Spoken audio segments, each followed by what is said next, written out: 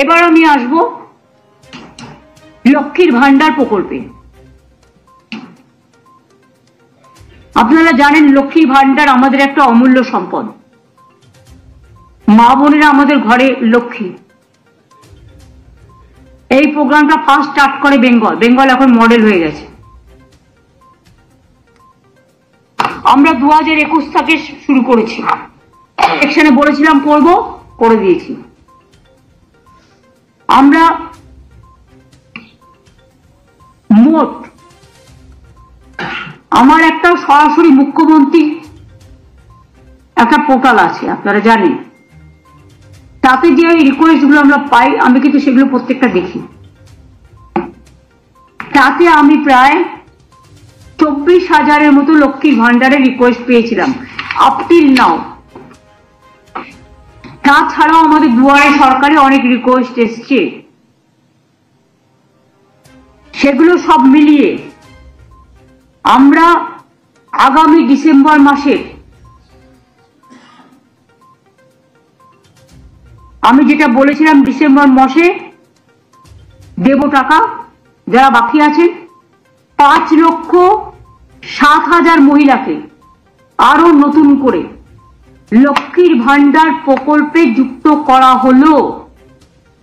টাকাটা তারা ডিসেম্বর মাসে পেয়ে যাবেন এবং এরা যতদিন বেঁচে থাকবে আজীবন পেয়ে যাবেন। এর জন্য বছরে আমার প্রায় 625 কোটি 20 লক্ষ টাকার বেশি এক্সট্রা খরচ হবে। এবং আমরা গর্বের সাথে বলছি, অন্যান্য রাজ্যে অনেক ক্রাইটেরিয়া আছে, আমার রাজ্যে কোনো ক্রাইটেরিয়া নেই। এটা সবার জন্য, সব সাধারণ মানুষ পায়। একটা পরিবারে 4 জন মহিলা থাকলেও পায়। এটা তাদের গর্ব। অন্যান্য জায়গায় এটা আছে, স্কুটার থাকলে পাবে না, সাইকেল থাকলে পাবে না, বা স্মার্টফোন থাকলে পাবে না, নানা রকম আছে। আমাদের কিন্তু এসব নেই, আমাদের সকলের জন্য। এটার জন্য আমি গর্ববোধ করি। এবং আমাদের শিডিউল ক্লাস শিডিউল ট্রাইবেরা 1250 টাকা অলরেডি পায়, আর সাধারণরা 500 ছিল, ওটাকে 1000 করে দেওয়া হয়েছে বাড়িয়ে। যাই হোক, সরকারও চলবে, বছরের পর বছর আসবে, উন্নয়ন থেকে উন্নত উত্তর সবার হবে। আমাদের মোট এখন লক্ষ্মীর ভান্ডার পাবেন সংখ্যাটা হচ্ছে 2,21,00,000। যে কোনো রাজ্যের সাথে মিলিয়ে আমাকে দেখান, যারা শুরু করেছে 2 মাস 3 মাস ইলেকশনের জন্য, সব সংখ্যা মেলান, মিলিয়ে আমায় দেখান তো এত হিউজ নাম্বার কোথাও আছে কিনা।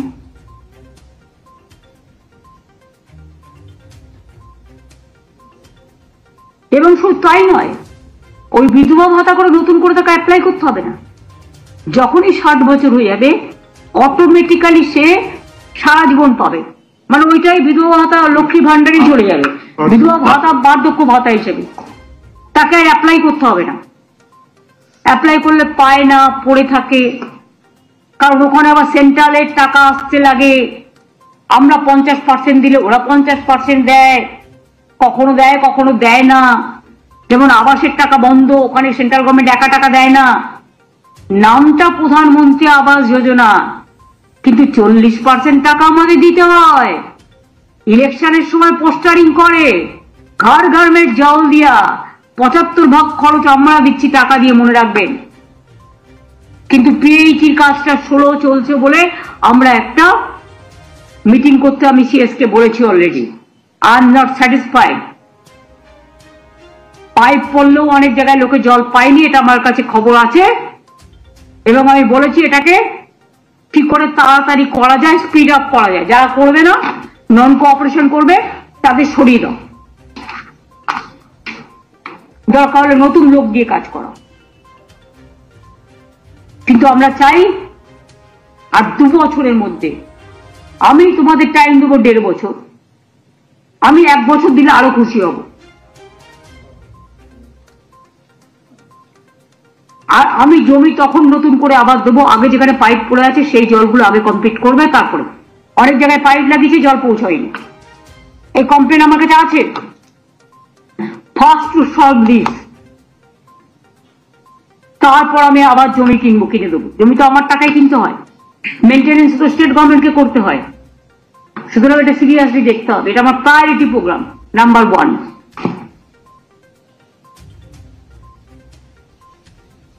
এখনো পর্যন্ত আপনারা শুনলে অবাক হয়ে যাবেন, এত টাকা সেন্ট্রালের কাছে পড়ে থাকা সত্ত্বেও শুধুমাত্র লক্ষ্মীর ভান্ডারে বাংলার মেয়েরা প্রায় 48,490 কোটি টাকা সহায়তা পেয়েছেন। এবং এটাতে যদি 600 কোটি টাকা যুক্ত আছে, না না আবার আরো যুক্ত হবে, তার মানে কি 48,490 কোটি টাকা পেয়েছেন, এবং আরো যদি 600 কোটি টাকা যুক্ত হয় 625, তার মানে এটা হবে 2 কোটি, সরি, তার মানে এটা হবে 54,000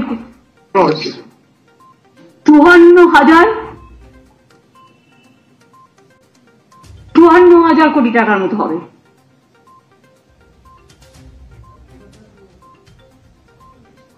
এটা গর্বের কি গর্বের নয়। লোক সংখ্যা আমাদের বেশি, মনে রাখবেন। আপনি উত্তরাখণ্ডকে বাংলার সাথে তুলনা করতে পারবেন না।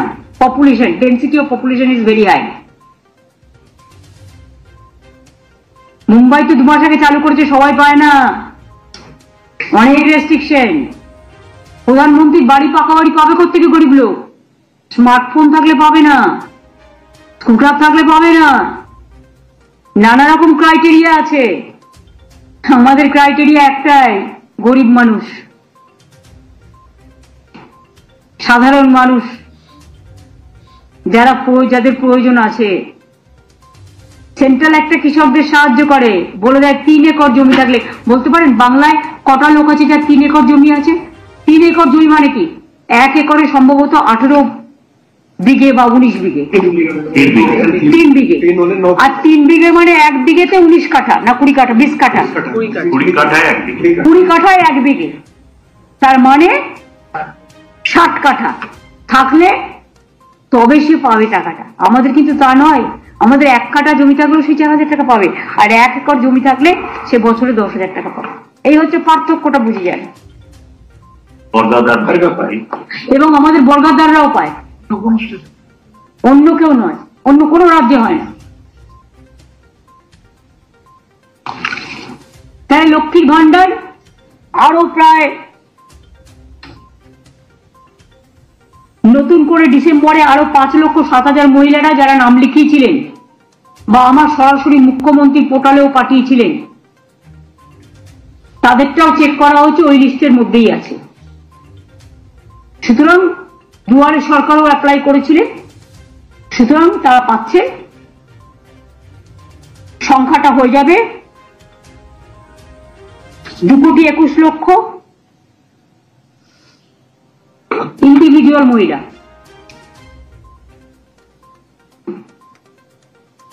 এছাড়াও আগামী ডিসেম্বর মাসের মধ্যে লক্ষ্মী ভান্ডারের টাকাটা দেওয়া হবে। 1 ডিসেম্বর থেকে শুরু হয়ে যাবে দেওয়া। শুধু কৃষকদের টাকাটা যেহেতু 2টো জেলা বাকি আছে সার্ভে করা, গ্রামীণ আবাস যোজনার, ওই 2টো সার্ভে করে দিয়ে দেবে। আর বাদ বাকি যেটা আছে, যেমন আমি বলেছিলাম আপনাদের আগে যে আমরা, আচ্ছা ওটা আমি পরে আসি।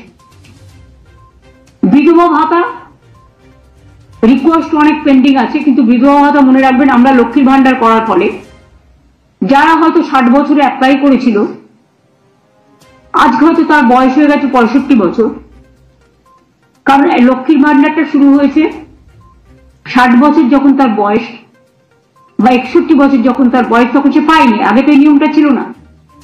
এখন যেহেতু নিয়মটা করে দেওয়া হয়েছে, সারা জীবন পাবে, কাজে সেই বিধবারা কিন্তু এর আন্ডারে চলে আসছেন,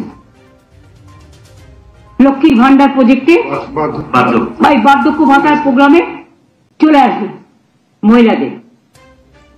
তা সত্ত্বেও 43,900 জন স্বামীহারা মহিলাকে বিধবা ভাতা নতুন করে দেওয়া হচ্ছে ডিসেম্বর মাস থেকে। এর ফলে রাজ্য জুড়ে 20,32,000-এরও বেশি স্বামী হারা মহিলা বিধবা ভাতা অলরেডি পান। তাছাড়াও আরো 43,900 জন পাবেন নতুন করে। এর জন্য রাজ্য সরকারের প্রতি বছর খরচ হয় 2,450 কোটি, এবং এবারের খরচটা দেয়া নেই, সেটা নিলে আরো বেশি হয়ে যাবে, এইটা 3,000 কোটি টাকার মতো হয়ে যাবে। অর্থাৎ বিধবা ভাতাও নতুন করে পাবেন ডিসেম্বরে আরো 43,000 যারা নাম লিখিয়েছেন। বাদ বাকি আরো যারা থাকবেন, কাউকে আমরা লক্ষ্মীর ভান্ডারে অ্যাডজাস্ট করব, কাউকে সংখ্যালঘু দপ্তর আছে, ওদের একটা প্রোগ্রাম আছে, কারো ট্রাইবেল ডিপার্টমেন্ট আছে, এটা আমি পুরো সার্ভে করে দেখে আস্তে আস্তে আস্তে আস্তে টেক কেয়ার করব। এছাড়াও আপনারা জানেন আমাদের ফিজিক্যালি চ্যালেঞ্জ, বিশেষভাবে সক্ষম যে ছেলে মেয়েরা, তাদেরও আমরা মানবিক ভাতা দিই। আগামী ডিসেম্বর মাস থেকে আরো 19,000-এরও বেশি বিশেষভাবে সক্ষম মানুষকে মানবিক ভাতা দেয়া হবে। এর জন্য কিন্তু বাড়তি আমাদের প্রায় 23 কোটি টাকা খরচ হবে। এখনই রাজ্য জুড়ে 7,50,000-এর বেশি বিশেষভাবে সক্ষম মানুষ মানবিক ভাতা পাচ্ছেন, যা প্রায় 900 কোটি টাকা ব্যয় করে বছরে।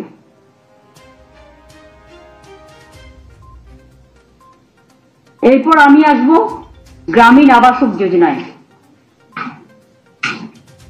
গ্রামীণ আবাসক যোজনায়, যেটা প্রধানমন্ত্রী আবাস যোজনা, নামটা প্রধানমন্ত্রী,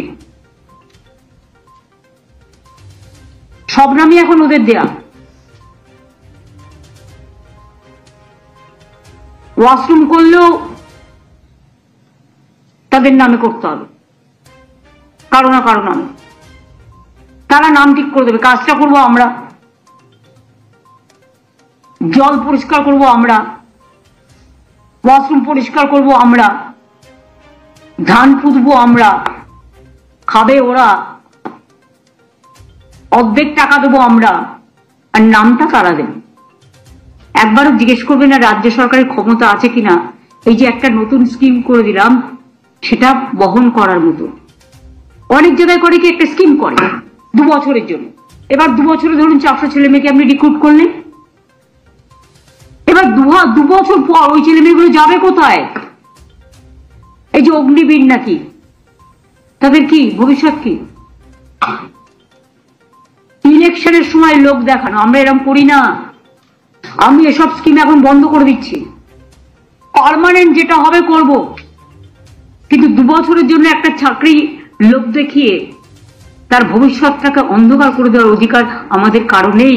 আমাদের পুষতে হয় এরপর, তার কারণ কোথায় যাবে তারা? অনেক কেস হয়েছে এরকম।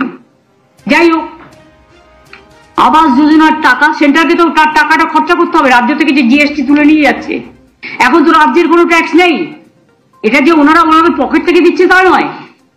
আগে তো রাজ্য সরকার ভ্যাট কালেকশন করতো, অন্য সেলস ট্যাক্স কালেকশন করতো, এখন তো এগুলো কিছু নেই। এখন তো একটাই ট্যাক্স, জিএসটি ট্যাক্স। ট্যাক্সটা কালেকশন করে কে? কেন্দ্র। তাহলে রাজ্যের ভাগটা দেবে কে? কেন্দ্র। এর জন্য কেন্দ্র দিল, কেন্দ্রকে নাম করতে হবে তা নয়, এটা রাজ্যের ভাগ, রাজ্যের মানুষের অধিকার। সে একটা রেস্টুরেন্টে গেলেও, একটা কাপ চা খেলেও তাকে জিএসটি ট্যাক্স দিতে হয়। একটা শাড়ির দোকানে গিয়ে শাড়ি কিনতে গেলেও তাকে জিএসটি ট্যাক্স দিতে হয়। একটা সোনার দোকানে গিয়ে সোনা কিনতে গেলেও তাকে জিএসটি ট্যাক্স দিতে হয়। এর থেকে আমাদের যেটুকু ভাগ সেটা তো পুরো দেয় না, যেটুকু আমরা পাই সেটাও পুরো দেয় না। সেই টাকা থেকে মনে রাখবেন আমাদের অংশটার মধ্যে থেকে আবাস যোজনায়, মানে প্রধানমন্ত্রীর নামে আবাস যোজনা করেছে, তাতে 60% টাকা ওরা দিত, দেওয়ার কথা 100%, কারণ ট্যাক্সটা যেহেতু এখান থেকে কালেকশন করে নিয়ে যায়। আর আমাদের কত দিতে হয়? 40%। তাহলে এবার বলুন, গ্রামীণ যোজনা, আবাস যোজনা রাজ্য সরকারের ডাইরেক্ট টাকা ছাড়া হবে? নামটা হবে প্রধানমন্ত্রী। কই মুখ্যমন্ত্রীর নামে তো আমি কোনো প্রোগ্রাম আজ পর্যন্ত করিনি, কেন করব? কাজে মানুষের পরিচয়। এমন কোন দুঃসময় আসেনি যে আমাদের নামে স্কিম করতে হয়। স্কিম করতে গেলে বড় মানুষদের নামে করো, বীরদের নামে করো, বীর জওয়ানদের নামে করো, যারা সমাজের সংস্কৃতির গর্ব তাদের নামে করো। বাংলার অনেক ভাষা আছে, সেই ভাষার মান উত্তরণ করো, উন্নয়নের নামে করো, কিন্তু নিজের নামে programme no, I don't support. Even আমি এটাও চাই না একদিন না একদিন সব মানুষেরই জীবন শেষ হয়। যদি আগামী 10 বছর বাদেও আমার মৃত্যু হয়, আমি চাই না আমার একটা স্ট্যাচু কেউ তৈরি করুন। আমার বাবা মার মৃত্যুর পরে অনেকে আমাকে বলেছিল ট্রাস্ট করবে, খেলার মাঠ করবে, স্ট্যাচু করবে, আমি কাউকে কিছু করতে দিইনি। আগামী দিনও আমি এই পলিসি মানি না। মানুষ মনে রাখে শুধু তার কাজ, তার ছবি নয়, তার ছবি মানুষের হৃদয়ে থাকে, এটা মনে রাখবেন। এবং তাই আমাদের তো আমরা এই খাতে পাই 24,275 কোটি টাকা প্রধানমন্ত্রী আবাস যোজনায়, মানে আমাদের 40% ছাড়াও সেই টাকাটা 3 বছর দেয়নি বাংলাকে। বর্ষা হলে, বন্যা হলে বেচারা মাটির ঘরগুলো ভেঙে ভেঙে চুরচুর হয়ে যাচ্ছে।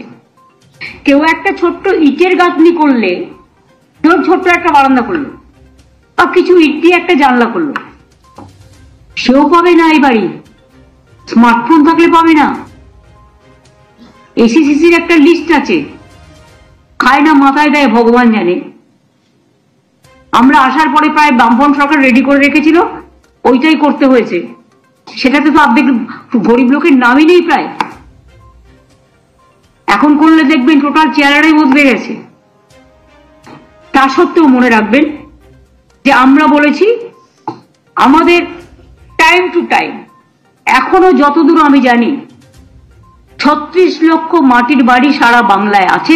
বা ধরুন পাকা বাড়ি, যেটা ধরুন মাটির বাড়িতে একটা ইটের দেয়াল করেছে, অনেকে করে কি সার্ভের নাম করে বাদ দিয়ে দেয়। কেন? একটা ইটের দেওয়াল কি কেউ করতে পারে না নাকি? তুমি বাথরুমটা যদি ইটের করে দাও একটা মাটির বাড়িতে, তাহলে তোমার একটা ইটের দেওয়া থাকলে প্রবলেমটা কিসের? যে গরিব হয়, তার বৃষ্টির ছাঁটে টোটাল দেয়ালটাও তো ধুয়ে যায়। একটা বাড়ি অর্ধেক ভেঙেছে, তুমি অর্ধেক টাকা দাও। আরে একটা মাটির বাড়ি, এটা হচ্ছে সহজ বুদ্ধি, যে অর্ধেক ভাঙলে পুরোটাই পড়ে যায়, কারণ মাটির ভিতটা নষ্ট হয়ে যায়।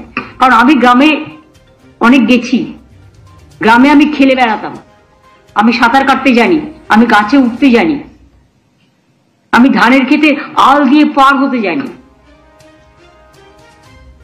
এটা বললে কেউ হয়তো ব্যঙ্গ করে বলবে উনি সব জানেন। না, আমি সব জানি না, ওরা অনেক জানে। কিন্তু যেহেতু আমার একটা অভিজ্ঞতা আছে, আমি ছোটবেলায় প্রতি বছর স্কুল মানে ক্লাস 7 পর্যন্ত প্রতি বছর পরীক্ষার পরে 1 মাস করে গ্রামে থাকতাম, আর ধান কাটার সময়টা যেতাম,